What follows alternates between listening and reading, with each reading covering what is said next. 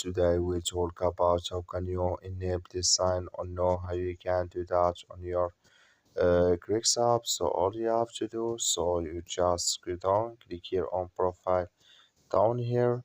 When you click here on profile, sorry, so this ads show for us. I'm going to skip it. When you click here on profile, it's going to show for you is like this. Then you click here on match settings, click on it. Then you come to next CPR. Then all you have to do, just come here to win probability here view, click on it. Then it's going to show for you this like this. Come here to real time here score projection. Come here to full match score projection here. Click in this sign. Then like you see this color show for us. That's mean full match score projection. It's enabled with us now.